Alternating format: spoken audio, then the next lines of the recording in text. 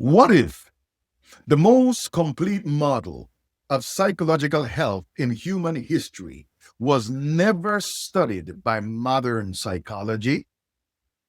Psychologist Erik Erikson identified 8 universal battles that every human being must face to develop a healthy personality. In this video, you are going to discover that there is one man who faced every one of those 8 battles and won every single one without failing one. What am I about to show you today is going to change the way you see faith and the way you see yourself.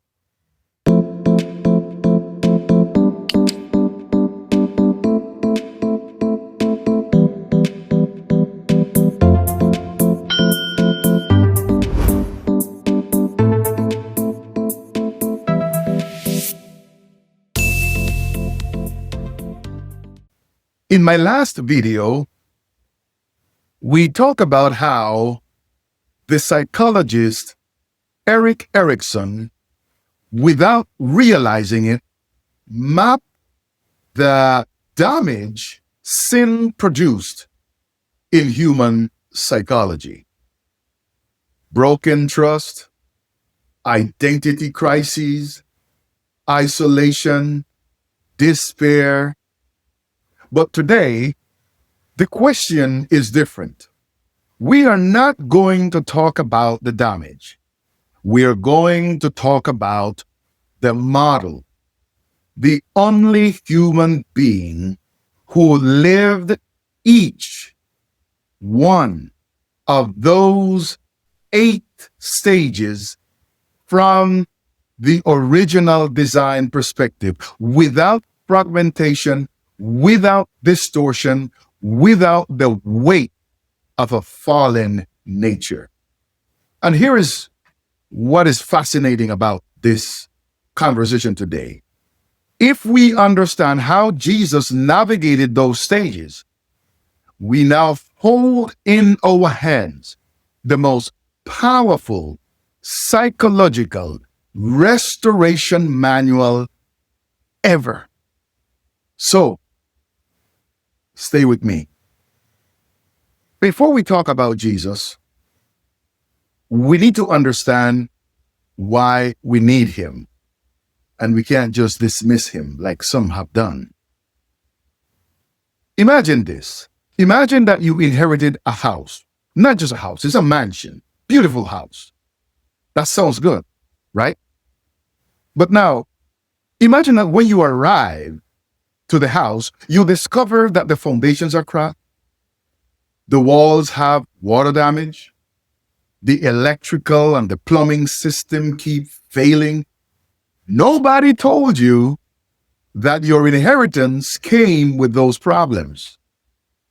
But that is exactly what the Bible describes in its account of Adam's fall.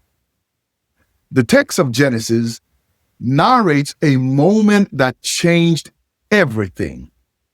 A moment when humanity, having free access to abundance, free access to the source of life, chose to disconnect. And that disconnection was not only spiritual, it was psychological, it was emotional, it was relational, it was material as well. Psalm 51 says it with honesty that is stinging. It says, "Surely I was sinful at birth." That was not an insult to our nature. It's a diagnosis. We are born into a damaged operating system. We are born already struggling with trust, with identity, with a sense of belonging. Erikson, I suggest, documented it without knowing it. 8 stages stages, 8 battles, 8 places where the original design shows its cracks.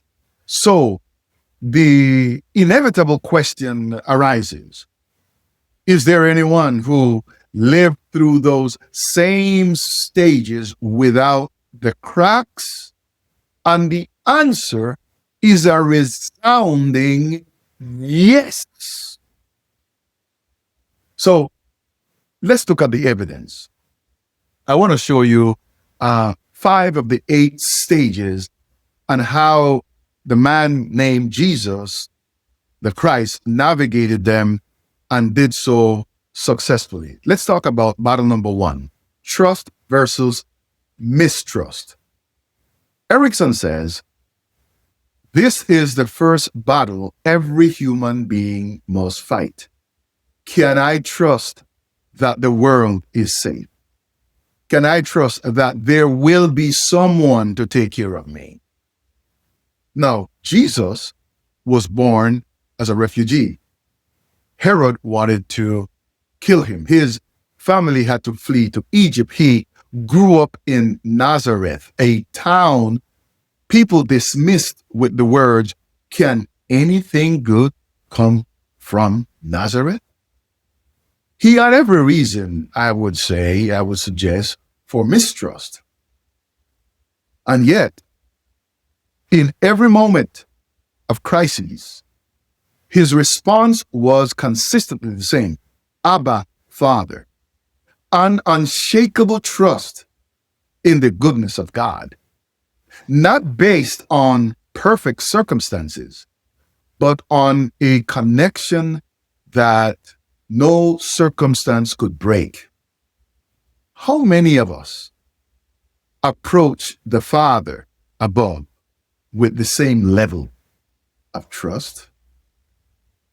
Battle number two is identity versus role confusion.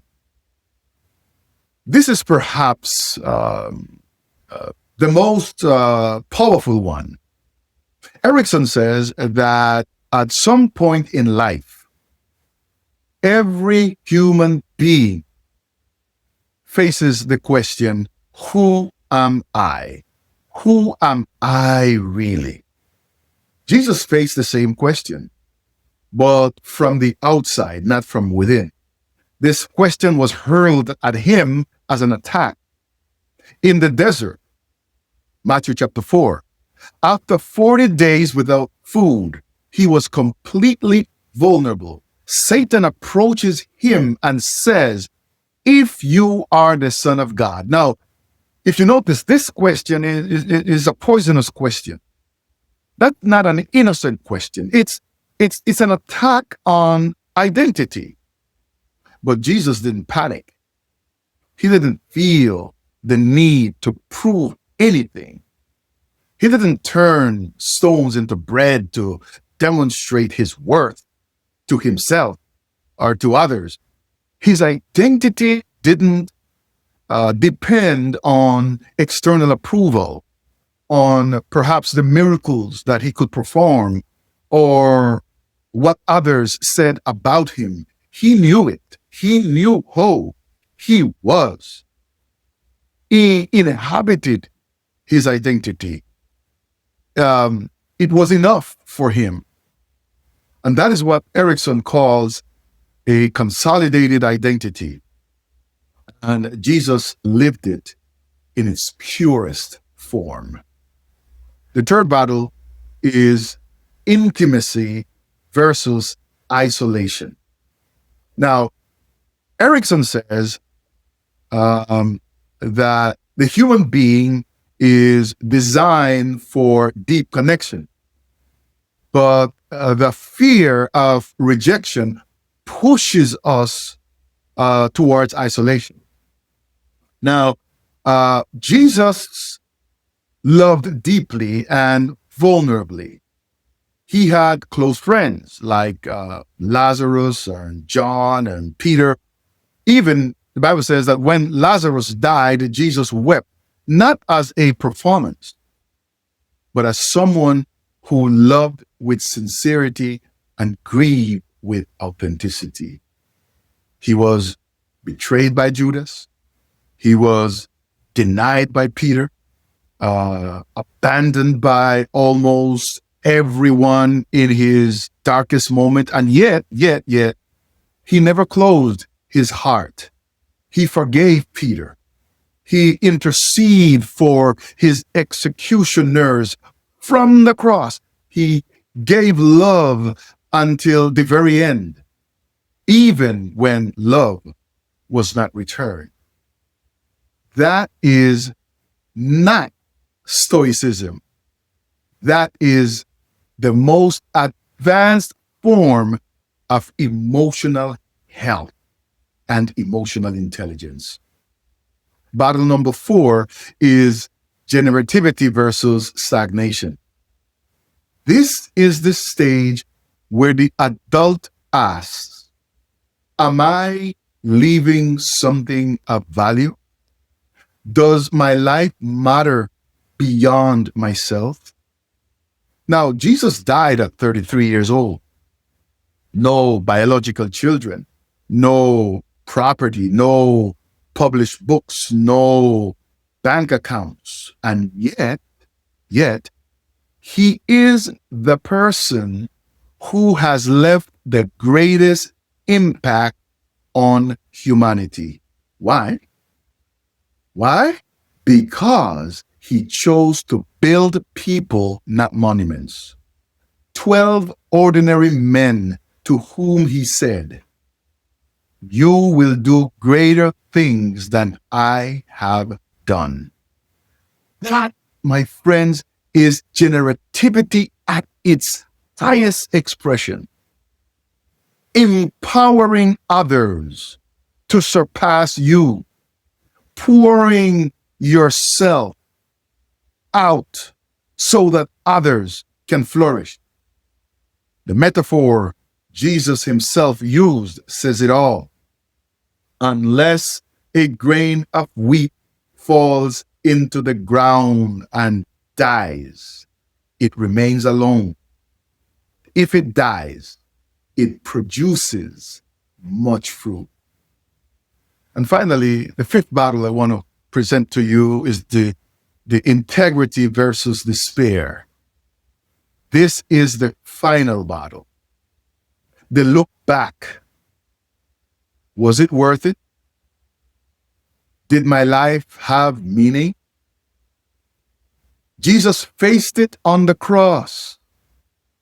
The moment of greatest physical and spiritual pain of his life, with his body broken and the weight of the world upon him, he said 3 words. It is finished. There was no despair. I am out of time. No bitterness. Nobody understood me. No fear of the end. Only a complete certainty of a mission perfectly accomplished. A life of total and absolute meaning. That's what Erikson calls the integrity of the self in its most perfect form. Now, at this point, I can hear some of you saying, okay, I hear you, Dr. Richards. This all sounds good and wonderful, but I'm not Jesus. I struggle with identity confusion. I do isolate myself. I do reach the end of my day with despair. And you know what? You're right. I've been there too. But I'll bring you good news. Here is the point that changes absolutely everything about this. The biblical proposal is not that you try harder to be or to be more like Jesus. The proposal is something far more radical and far more beautiful. And this is the proposal. that his restored nature can become yours. The Apostle Paul describes it this way in 1 Corinthians 15. He said that just as we inherited Adam's image with all its cracks and disconnection, those who receive Christ inherit a new image, the image of the second Adam, the restored image. It's not a process of external imitation. It is a process of internal transformation. Where Adam left a legacy of mistrust, broken identity, and isolation, Jesus offers us a completely different inheritance. He offers us his trust, his consolidated identity, and his capacity to love without shutting down. Romans chapter 8 says it this way: to live according to the Spirit produces life and peace, and to live according to the flesh produces death. Not as judgment, but as a description of two completely different operating systems. One has been broken since Adam, and the other was restored in Jesus Christ. Now, because you have stayed with me this long, you have been with me until this point of this presentation, I have a gift for you. I want to give you something that is concrete, that is practical, that you can begin to implement right now. I have to ask you this question. Go back, I'll give you this solution. Go back to the 5 battles we just went through, and then I want you to ask yourself this question. In which of these areas am I still operating from Adam's damaged design? Which one?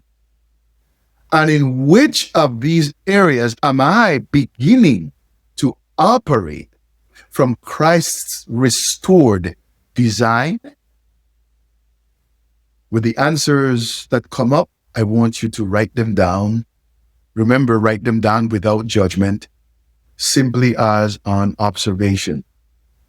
Now, you can take this a little deeper, for deeper introspection. I want to invite you to reflect on the following. Do you trust God when your circumstances give you no reason to? Do you identify a shift in your identity depending on what others say about you?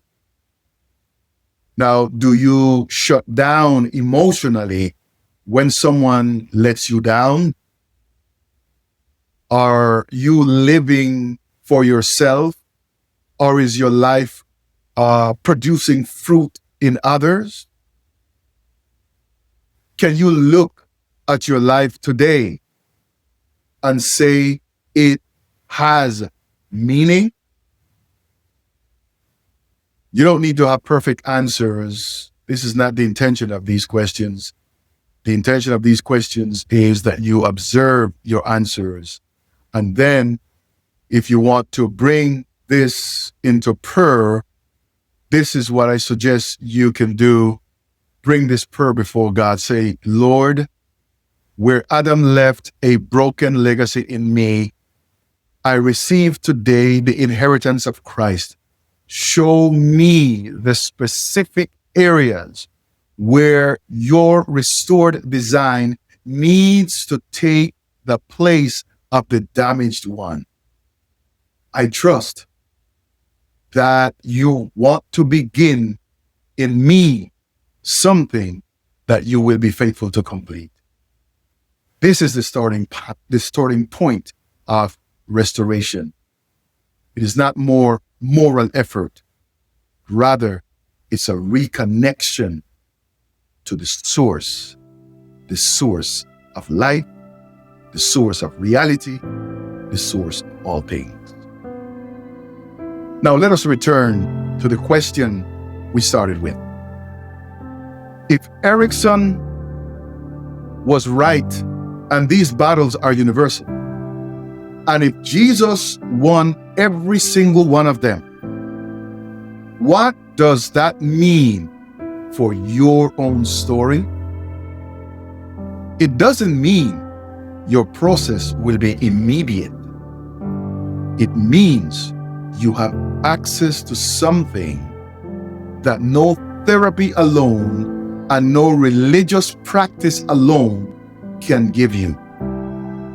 You have access to a living model of what humanity looks like functioning in its original design. And you have access to a real invitation to participate in that design. That's the heart of this message. So in my next video, we are going to talk about something very few people are connecting. And that is how two great realities the Bible describes as living according to the flesh versus living according to the Spirit correspond exactly to what modern neuroscience calls two completely distinct modes of brain functioning. Yes, the Bible and neuroscience speaking the same language. Make sure you don't miss it. So I am Dr. Warner A. Richards, and if this video made you see Jesus in a completely new way, write me a comment in the chat, tell me all about it. And if you haven't done so yet, please subscribe and share this video with someone who is searching for a real bridge between their faith and their emotional health. And remember, your mind and your spirit are the allies to your destiny. Until the next one, love hard and stay healthy.